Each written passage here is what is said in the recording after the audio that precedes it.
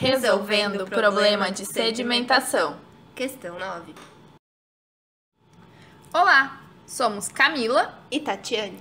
e estamos aqui para resolver um problema de sedimentação. Mas antes disso, vamos dar uma breve introdução para vocês.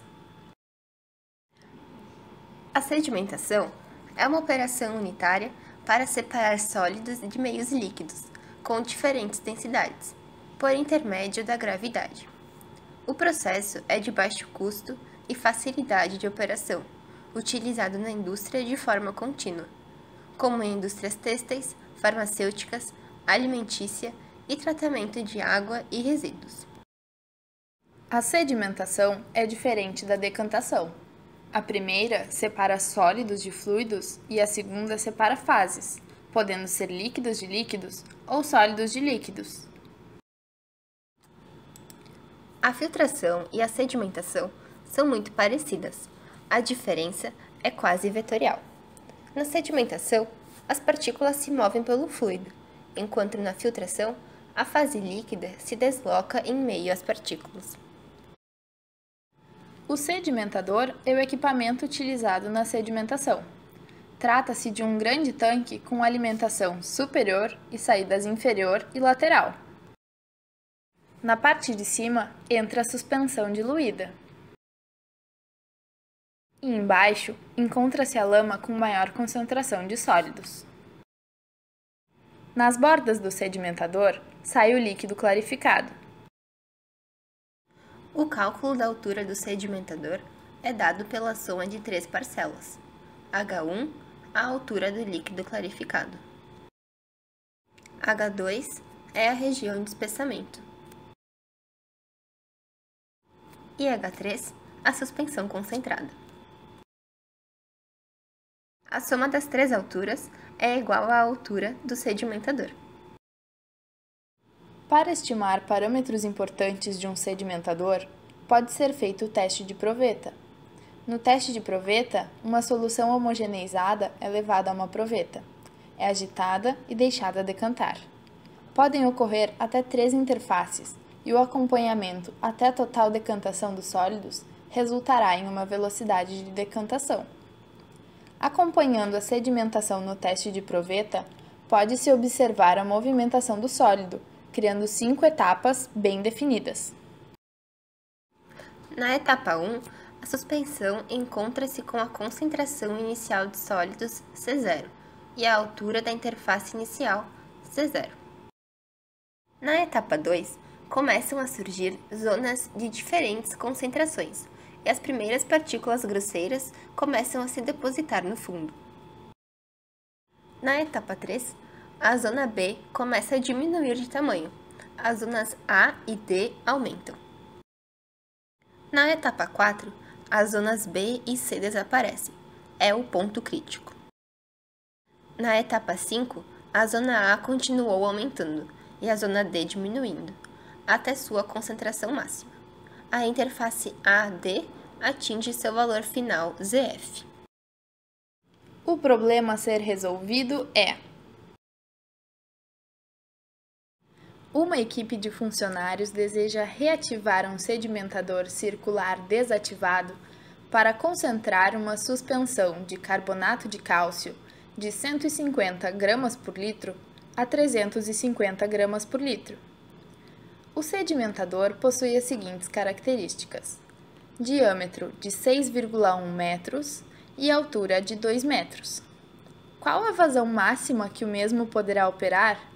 Os dados do teste de proveta podem ser obtidos a partir do ensaio disponível no link. A primeira coisa a ser feita foi a coleta de dados.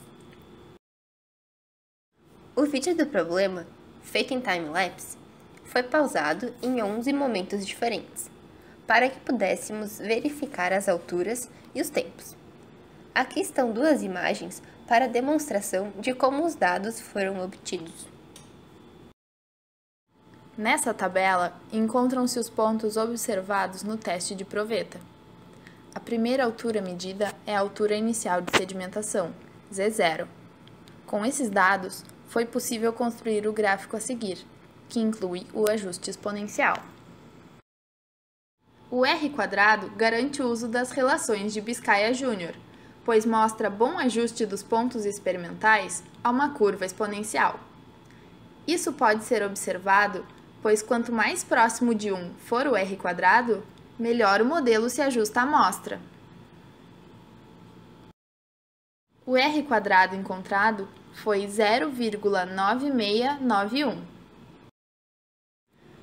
Através da análise de testes de proveta e utilizando artifícios matemáticos, Biscaia-Júnior chegou à seguinte relação, que será utilizada na resolução do problema. QA é a vazão de alimentação. S é a área da seção transversal. Z0 é a altura inicial do teste de proveta. T mínimo é o tempo relacionado à altura Z mínima. Em Z mínimo, CA é a concentração de alimentação e CR é a concentração de sólidos no lodo.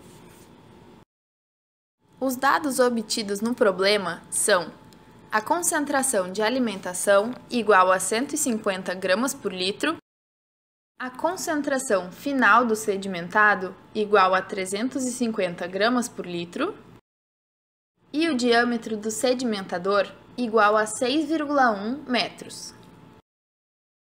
Utilizando os dados obtidos no problema e a fórmula do Z mínimo, foi possível calcular a altura mínima de sedimentação, que resultou em 0,0857 metros. Para uma maior precisão na obtenção do T mínimo, foi feito um ajuste polinomial de grau 4 aos dados. Utilizamos um resolvedor de equações que pode ser achado na internet para aplicar Z mínimo à equação obtida, encontrando o T mínimo.